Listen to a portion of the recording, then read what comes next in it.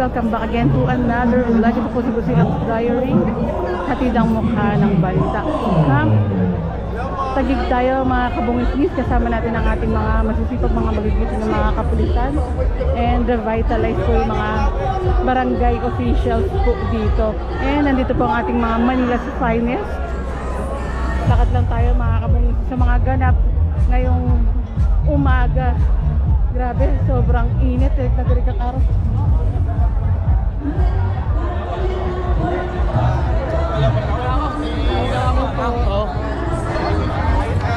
Hello sir, good morning po. Good morning sir.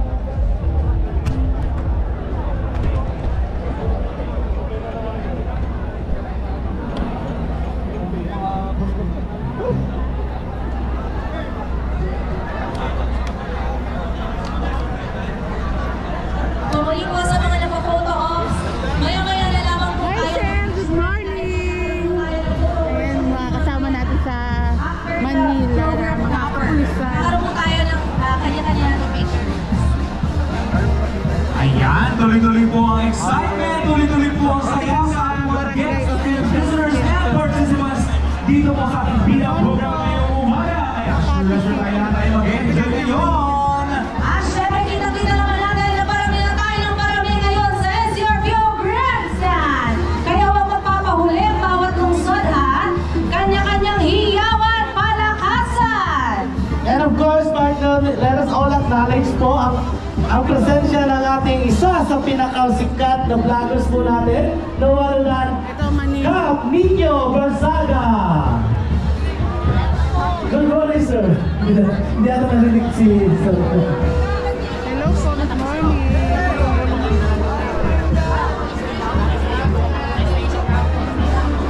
Shout out sa ating mga Manila nga rin po mga kabungis.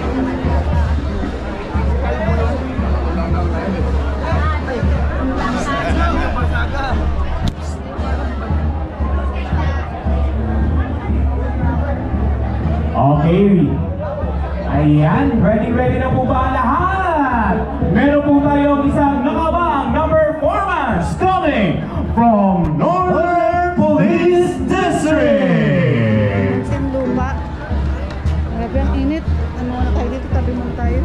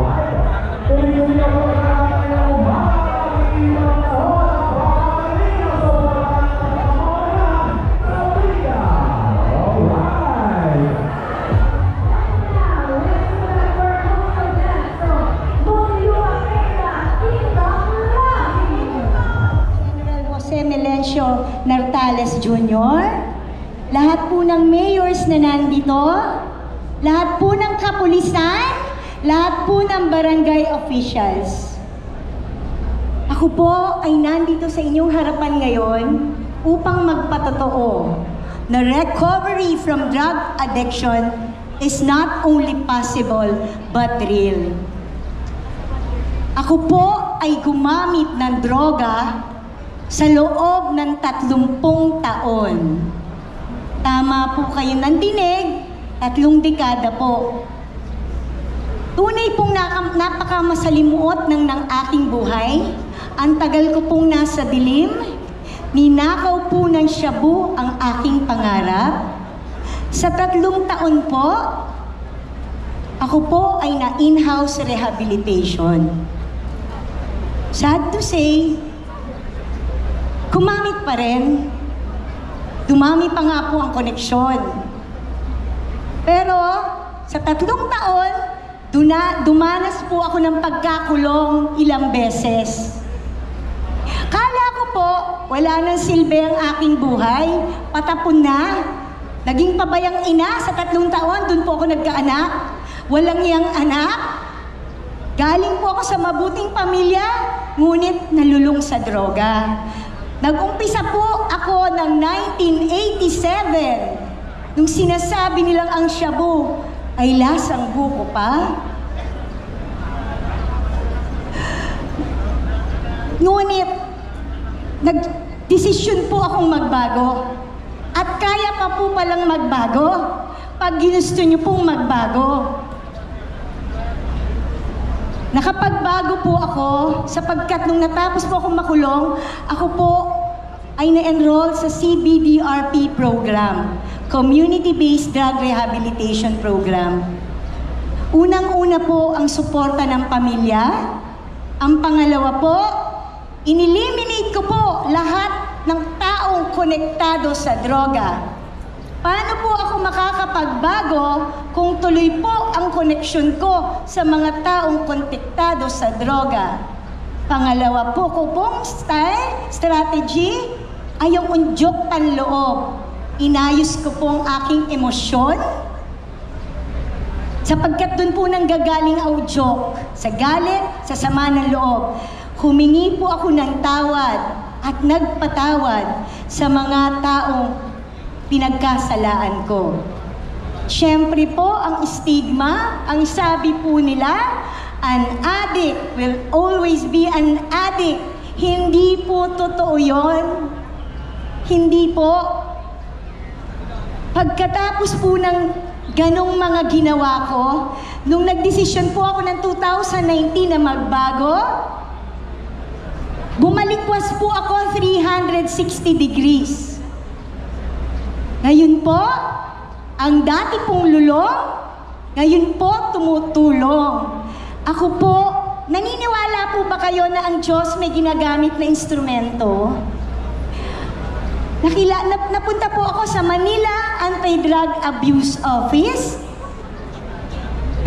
Tinanggap mo nila ako na walang alinlangan. Sa katauhan po ni Miss Alma C. Galvez, binigyan po ng pagkakataon umattend ng mga training. Ngayon po, gusto ko po paalam sa inyo, Certified DOH Accredited Ginhawa Facilitator na po ako. At the same time, trained KKDK Facilitator na po. Gusto ko pong ipaalam sa inyo na siyempre yung stigma ng barangay. Nagkaroon po ng pagkakataon, resource speaker na po rin ako sa mga badak orientation. Mawalang galang na po, siyempre sa mga barangay na tinira ko dati. Yan po yung nagsabi dating. Yan po siyempre yung mga nagduda na makakapagbago pa. Pero sasabihin ko po sa inyo, gaano ka man katagal lumakad sa maling landas, maaari pa rin po kayong bumalikwas. Ngayon po, ako po, dati po akong nakikinig ng counseling as P. Woods, Ngayon po, ako na po nagfa-facilitate sa counseling.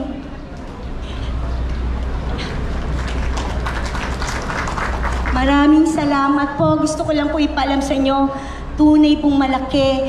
Binigyan kabuluhan lalo ang aking pagbabago ng Manila Anti-Drug Abuse Office.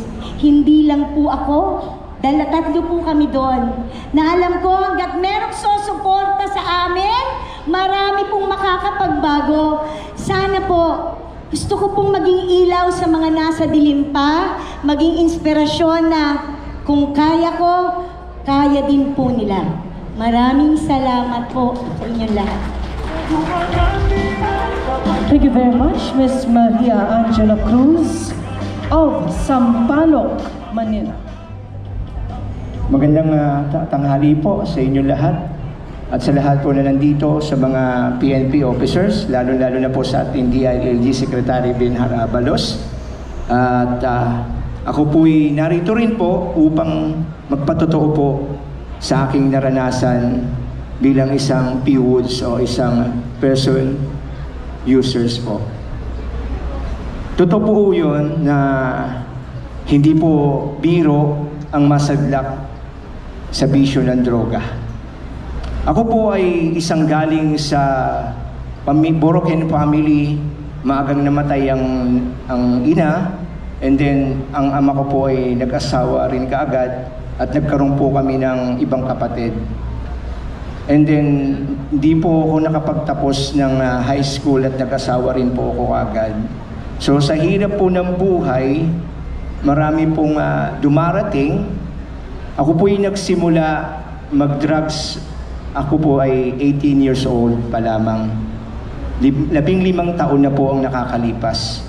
Ito po yung pumasok po ako sa pagpapamilya at ito po ang naging dahilan upang ako ay malulon, sapagkat nung panahon na po yun nang ako'y magpapamilya ay hindi ko po alam kung paano ko po sila bubuhayin, sapagkat ako po'y kulang sa edukasyon.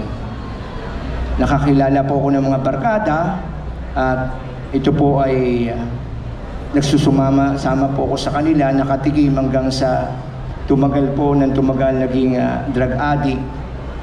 Napakahirap po sapagkat isa lang naman po ang pinangharap ko, dahil nung panahon na ako'y galing sa broken family ay ginusto ko rin magkaroon ng buong pamilya. At nangharap po ako na ang pamilya po na buuin ko ay hindi po matulad sa akin. Ngunit hindi po gano'n nangyari. Sapagkat nung panahon pong iyon, nung ako'y nalulung sa droga, ay unti-unti na po nagbago ang pakikitungo ko sa aking mga mahal sa buhay, lalo na po sa aking mga anak. Dati po, hindi ko po sila nasasaktan ko po sila, hanggang sa isang araw, may isang pagkakataon na hindi ko po makakalimutan. Yung bunso ko po, ilang araw po ako hindi umuwi.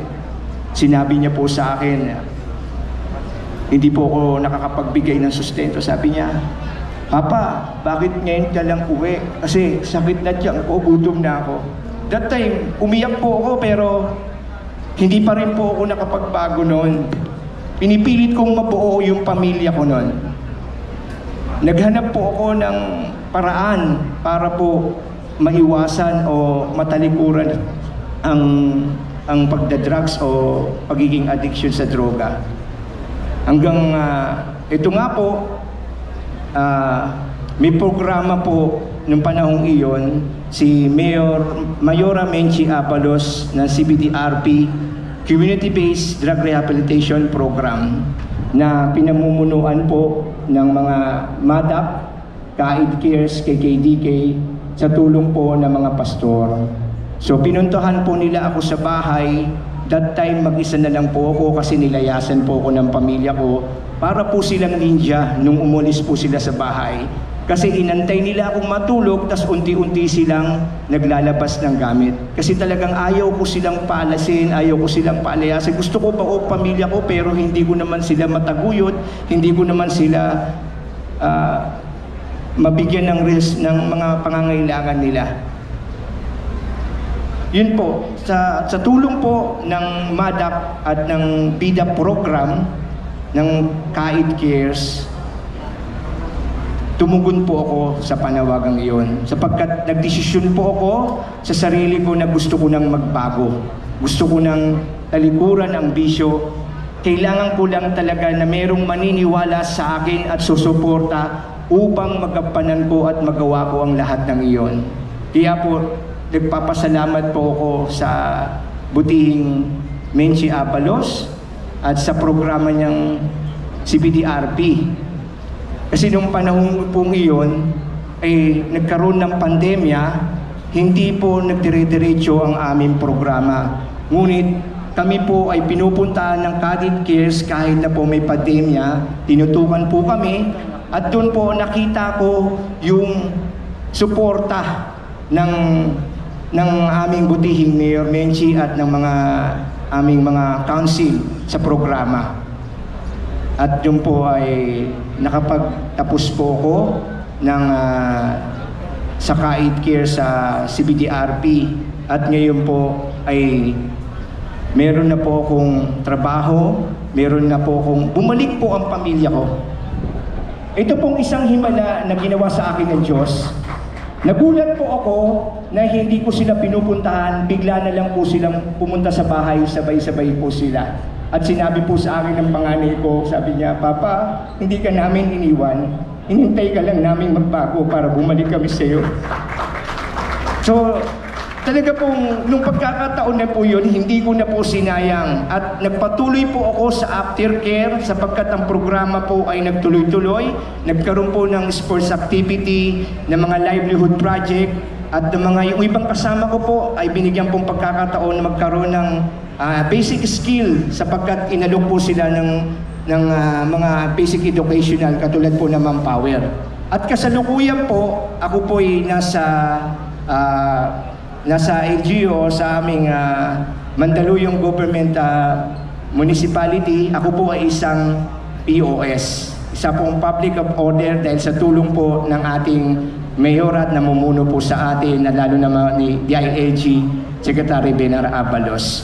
Kaya po, sa akin po, malaking tulong ang sinusulong ng ating butihing sekretary dahil hindi lang sarili mo ang aayusin ng programa, kundi ang pamilya mo at ang dignidad mo ay ibabalik niya. Kasalukuyan po ako ay isang merong organisasyon sa aming lugar. Ito po ay Responsible Parents Association at ako po ay hinalal bilang isang vice presidente sapagkat bumalik po ang tiwala nila at nakitaan po nila ako ng potensyal na kaya ko rin pong mamuno.